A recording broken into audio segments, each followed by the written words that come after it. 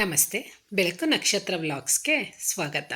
ನೀವೇನಾದರೂ ನನ್ನ ಚಾನಲ್ಗೆ ಹೊಸಬ್ರಾಗಿದ್ದರೆ ಪ್ಲೀಸ್ ಸಬ್ಸ್ಕ್ರೈಬ್ ಮಾಡಿಕೊಂಡು ವೀಡಿಯೋಸ್ನ ನೋಡಿ, ಫ್ರೆಂಡ್ ಆ್ಯಂಡ್ ಫ್ಯಾಮಿಲಿಗೂ ಶೇರ್ ಮಾಡಿ.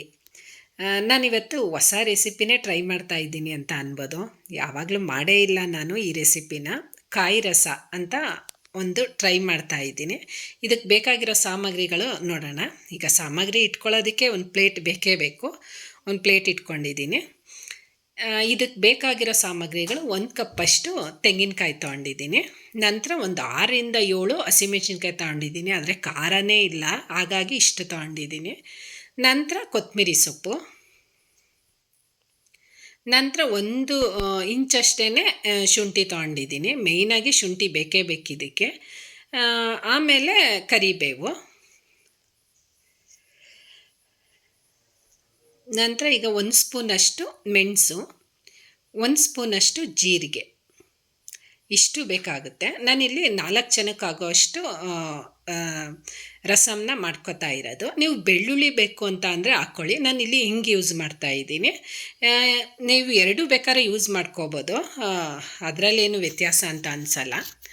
ಆನಂತರ ನಾನಿಲ್ಲಿ ಸ್ವಲ್ಪ ಹುಣಸೆಹಣ್ಣು ರಸ ತೊಗೊಂಡಿದ್ದೀನಿ, ಅದನ್ನು ರುಬ್ಬೋದಕ್ಕೇ ಹಾಕ್ಕೋಬೇಕಾಗುತ್ತೆ. ಈಗ ಆನಂತರ ಇದನ್ನು ಬೆಣ್ಣೆ ಟೈಪು ಎಷ್ಟು ನೈಸ್ಗಿರುತ್ತೋ ಅಷ್ಟೂ ಟೇಸ್ಟು ಚೆನ್ನಾಗಿರುತ್ತೆ. ನೈಸಾಗಿ ರುಬ್ಕೊಬರ್ಬೇಕಾಗುತ್ತೆ.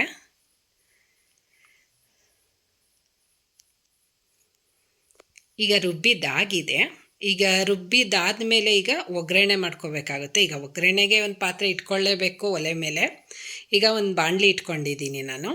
ಈ ನೀರೆಲ್ಲ ಸುಂಡಾದಮೇಲೆ ಆನಂತರ ಒಂದು 2 ಸ್ಪೂನಷ್ಟು ಎಣ್ಣೆ ಹಾಕ್ಕೊಳ್ಳಿ.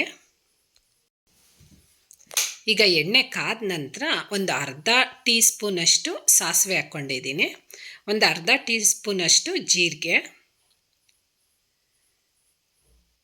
ಇವೆರಡು ಸಿಡ್ದಿದ ನಂತರ ಒಣಮೆಣ್ಸಿನ್ಕಾಯಿ ಸಾಕಾಗುತ್ತೆ. ಯಾಕಂದರೆ ಒಗ್ಗರಣೆಗೆ ಹಾಕಿದ್ರೆ ಅದು ಊಟ ಮಾಡಬೇಕಾದ್ರೆ ಪಕ್ಕಕ್ಕೆ ಎತ್ತಾಕ್ತಾರೆ, ಹಾಗಾಗಿ 1-2 ಹಾಕ್ಕೊಂಡ್ರೆ ಸಾಕಾಗುತ್ತೆ.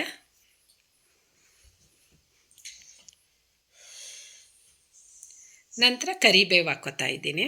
ಕರಿಬೇವಂತೂ ಯಾವುದೇ ಕಾರಣಕ್ಕೂ ಮಕ್ಳಿಗೂ ಅಷ್ಟೇ ಸೈಡ್ಗೆ ಎತ್ತಿ ಇಡಬೇಡಿ ಅಂತ ಅದು ತುಂಬಾ ಒಳ್ಳೆಯದು ಆರೋಗ್ಯಕ್ಕೆ. ಕರಿಬೇವನ್ನ ಜೊತೆಯಲ್ಲೇ ಅನ್ನಕ್ಕೆ ಮಿಕ್ಸ್ ಮಾಡಿಕೊಂಡು ಊಟ ಮಾಡೋದಕ್ಕೆ ಹೇಳಿ. ಆನಂತರ ಈಗ ಸ್ವಲ್ಪ ಹಿಂಗೆ ಹಾಕ್ಕೋತಾ ಇದ್ದೀನಿ. ಹಿಂಗೆ ಹಾಕೋ ಸ್ಮೆಲ್ ಬರ್ತಾನೆ ಇರಲಿಲ್ಲ.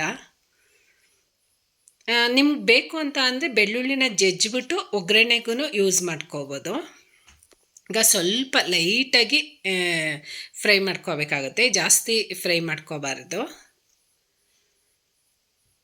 ಆನಂತರ ಈಗ ಜೀರಿಗೆ ಸಾಸಿವೆ ಎಲ್ಲ ಸಿಡಿತಾ ಇದೆ. ಈಗೆಲ್ಲ ಇದಾದಮೇಲೆ ಈಗ ಮಸಾಲೆ ರುಬ್ಬಿಟ್ಕೊಂಡಿದ್ವಲ್ಲ, ಮಸಾಲೆನ ಹಾಕ್ಕೋತಾ ಇದ್ದೀನಿ ನಾನು. ಈ ಮಸಾಲೆ ಹಾಕ್ಕೋಬೇಕಾದ್ರೆ ಉರಿ ಸ್ವಲ್ಪ ಕಡಿಮೆನೇ ಮಾಡ್ಕೋಬೇಕು, ಇಲ್ಲಾಂದರೆ ಪಟ್ ಅಂತ ಸಿಡಿತಾ ಇರುತ್ತೆ. ಇಲ್ಲಾಂದರೆ ಸ್ವಲ್ಪ ನೀರು ಹಾಕ್ಕೊಳ್ಳಿ. ನೀವು ಜಾಸ್ತಿ ನೀರು ಹಾಕ್ಕೋಬಾರ್ದು, ಸ್ವಲ್ಪ ನೀರು ಹಾಕ್ಕೊಂಡು ಸ್ವಲ್ಪ ಎಣ್ಣೆನಲ್ಲೇ ಆ ಮಸಾಲೆ ಗಮ್ಮನ್ನೋವರೆಗೂ ಹುರ್ಕೋಬೇಕಾಗುತ್ತೆ. ನಾನಂತೂ ಕಾಯಿ ರಸಮ್ನ ಇದೇ ಮೊದಲನೇದಾಗಿ ಟ್ರೈ ಮಾಡ್ತಾ ಇರೋದು. ಈ ಟೊಮೊಟೊ ರಸಮ್ಮು ಮಾಡಿದ್ದೀನಿ, ಬೇಳೆ ರಸಮ್ ಮಾಡಿದ್ದೀನಿ, ಮತ್ತು ಹುಣಸೆ ಹಣ್ಣಿನ ರಸಮ್ಮೂ ಮಾಡಿದ್ದೀನಿ. ನಾನು ಇದೇ ಫಸ್ಟು ಟ್ರೈ ಮಾಡ್ತಾ ಇರೋದು. ನೀವು ಮನೆಯಲ್ಲಿ ಟ್ರೈ ಮಾಡಿ ಹೇಗಿತ್ತು ಅಂತ ಕಮೆಂಟ್ ಬಾಕ್ಸಲ್ಲಿ ತಿಳಿಸಿ. ಆನಂತರ ಈಗ ಕುದಿ ಎಲ್ಲ ನೀಟಾಗಿ ಬಂದಿದೆ. ಈಗ ನಾನು ಸ್ವಲ್ಪ ನೀರು ಹಾಕ್ಕೋತಾ ಇದ್ದೀನಿ. ಸ್ವಲ್ಪ ಅಂದರೆ ರಸಮ್ಗೆ ಸ್ವಲ್ಪ ತೆಳುವೇ ಇರಬೇಕು, ಸ್ವಲ್ಪ ಜಾಸ್ತಿನೇ ನೀರು ಹಾಕ್ಕೊಳ್ಳಿ. ನಾನಿಲ್ಲಿ ಡೈಲಿ ನಮ್ಮ ಮನೆಯಲ್ಲಿ ಮುದ್ದೆ ಮಾಡಬೇಕಾಗಿರೋದ್ರಿಂದ ಈಗ ಸ್ವಲ್ಪ ಮುದ್ದೆ ಟ್ರೈ ಮಾಡೋಣ, ಇದ್ರ ಜೊತೆ ಹೇಗಿರುತ್ತೆ ಅಂತ ಟ್ರೈ ಮಾಡ್ತಾ ಇದ್ದೀನಿ. ಈಗ ಮೀಡಿಯಮ್ಮಾಗಿ ಸಾಂಬಾರು ಮಾಡ್ಕೊಳ್ಳಲ್ವ, ಅದೇ ರೀತಿ ಮಾಡ್ಕೊತಾ ಇದ್ದೀನಿ. ನೀವು ರಸಮ್ ಮಾಡೋದ್ರಿಂದ ಸ್ವಲ್ಪ ಜಾಸ್ತಿನೇ ನೀರು ಹಾಕ್ಕೊಳ್ಳಿ, ಯಾಕಂದರೆ ರೈಸು ಊಟ ಮಾಡೋದಕ್ಕೆಲ್ಲ ಅದು ರಸಮ್ ಅನ್ನಿಸ್ಬೇಕಲ್ಲ, ಹಾಗಾಗಿ ನಾನಿಲ್ಲಿ ಸಾಂಬಾರಷ್ಟು ಮೀಡಿಯಮ್ಮಾಗಿ ನೀರು ಹಾಕ್ಕೋತಾ ಇದ್ದೀನಿ. ಇದಕ್ಕೆ ಸ್ವಲ್ಪ ಅರಿಶಿನ ಹಾಕ್ಕೋಬೇಕಾಗುತ್ತೆ. ಅರಿಶಿನ ಹಾಕ್ಕೊಂಡು ಇನ್ನೊಂದು ಸಲ ಎಲ್ಲ ನೀಟಾಗಿ ಮಿಕ್ಸ್ ಮಾಡಿಕೊಂಡು ಈಗ ಕುದಿಯೋದಕ್ಕೆ ಬಿಡಬೇಕಾಗುತ್ತೆ. ಒಂದು 5 ನಿಮಿಷ ಕುದಿಸ್ಕೊಂಡ್ರೆ ಸಾಕಾಗುತ್ತೆ. ಈಗ ನೀಟಾಗಿ ಎಲ್ಲ ಕುದಿ ಬಂದಾಗಿದೆ. ಈಗೆಲ್ಲ ಮಸಾಲೆ ಎಲ್ಲ ಕುದಿ ಬಂದಾಗಿದೆ. ಕುದಿ ಬಂದಾಗ ನಾನು ಉಪ್ಪು ಹಾಕ್ಕೋತೀನಿ. ನಿಮ್ಗೆ ಸಾಮಾನ್ಯವಾಗಿ ನನ್ನ ಲಾಗ್ ನೋಡಿದವ್ರಿಗೆಲ್ಲ ಗೊತ್ತಿರುತ್ತೆ, ನಾನು ಕುದಿಬೇಕಾದ್ರೆ ಯಾವಾಗ್ಲೂ ಉಪ್ಪು ಹಾಕ್ಕೋತೀನಿ. ಕುಕ್ಕರ್ ಲಿಡ್ಡು ಕ್ಲೋಸ್ ಮಾಡಿದಾಗ ಮಾತ್ರ ನಾನು ಎಲ್ಲ ಸಾಮಗ್ರಿಗಳನ್ನ ಹಾಕ್ಕೊಂಡು ಉಪ್ಪನ್ನು ಹಾಕ್ಕೊಂಡು ಕೂಗಿಸ್ಕೊತೀನಿ.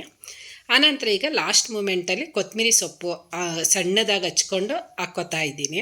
ಕಲರ್ ನೋಡಿ, ಪಿಸ್ತಾ ಗ್ರೀನ್ ಕಲರ್ ಏನು ಚೆನ್ನಾಗಿ ಕಾಣಿಸ್ತಾ ಇದೆ ಅಂತ. ಮತ್ತು ಬಿಸಿ ಅನ್ನಕ್ಕಂತೂ ತುಂಬಾ ಚೆನ್ನಾಗಿತ್ತು. ಮುದ್ದೆನೂ ಟ್ರೈ ಮಾಡಿದೆ, ಚೆನ್ನಾಗಿತ್ತು. ಆದರೆ ಸ್ವಲ್ಪ ಅಭ್ಯಾಸ ಇರೋರಿಗೆ ಪರವಾಗಿಲ್ಲ, ಇಲ್ಲಾಂದರೆ ನೀವು ರೈಸೇ ಮಾಡ್ಕೊಳ್ಳಿ. ಈಗ ಬಿಸಿ ರೈಸ್ಗೆ 2 ಸೊಂಡಿಗೆನೋ ಅಥವಾ ಹಪ್ಳನೋ ಅಥವಾ 2 ಮೊಟ್ಟೆನೋ ಹಾಕ್ಕೊಂಡು ನೆಂಚ್ಕೊಂಡು ಊಟ ಮಾಡ್ಬೋದು. ನಾನಿಲ್ಲಿ ಮಜ್ಜಿಗೆ ಮೆಣಸಿನ್ಕಾಯಿನ ಹಾಕ್ಕೋತಾ ಇದ್ದೀನಿ. ನೀವು ಮನೆಯಲ್ಲಿ ಟ್ರೈ ಮಾಡಿ ಹೇಗಿತ್ತು ಅಂತ ಕಮೆಂಟ್ ಬಾಕ್ಸಲ್ಲಿ ತಿಳಿಸಿ. ಅಥವಾ ಮತ್ತು ನಿಮ್ಮ ಕಡೆ ಅಥವಾ ನಿಮ್ಮ ಮನೆಯಲ್ಲಿ ನಿಮ್ಮೂರ ಕಡೆ ಬೇರೆ ಥರ ಏನಾದರೂ ರಸಮ್ಗಳು ಮಾಡ್ತಾರಾ ಅನ್ನೋದನ್ನು ತಿಳಿಸಿ. ನಾನು ಆದಷ್ಟು ಟ್ರೈ ಮಾಡ್ತೀನಿ. ನಂತರ ಇದರಲ್ಲಿ ಏನಾದರೂ ವ್ಯತ್ಯಾಸ ಇದೆಯಾ ಅಥವಾ ಬೇರೆ ಥರ ಏನಾದರೂ ಚೇಂಜ್ ಮಾಡ್ಕೋಬೋದಾ ಅನ್ನೋದನ್ನು ತಿಳಿಸಿ.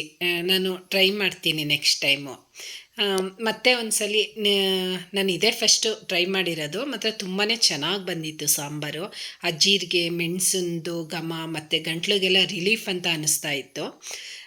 ನೀವೇನಾದರೂ ನನ್ನ ಚಾನಲ್ಗೆ ಹೊಸಬ್ರಾಗಿದ್ದರೆ ಪ್ಲೀಸ್ ಸಬ್ಸ್ಕ್ರೈಬ್ ಮಾಡಿಕೊಂಡು ವೀಡಿಯೋಸ್ನ ನೋಡಿ, ಮತ್ತು ಫ್ರೆಂಡ್ ಆ್ಯಂಡ್ ಫ್ಯಾಮಿಲಿಗೂ ಶೇರ್ ಮಾಡಿ, ಬೆಲ್ ಬಟನ್ ಪ್ರೆಸ್ ಮಾಡಿ, ಮತ್ತು ಆದಷ್ಟು ಕಮೆಂಟ್ ಮಾಡಿ ಹೇಗಿತ್ತು ಅಂತ.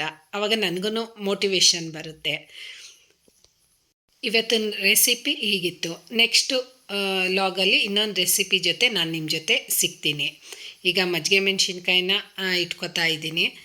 ಮತ್ತು ಸೊಂಡಿಗೆ ಹಪ್ಳ ಅಂತೂ ಇದಕ್ಕೆ ಕಾಂಬಿನೇಷನ್ ಚೆನ್ನಾಗಿರುತ್ತೆ ಮಾತ್ರ. ನೆಕ್ಸ್ಟ್ ಲಾಗಲ್ಲಿ ಸಿಗ್ತೀನಿ. Thank you.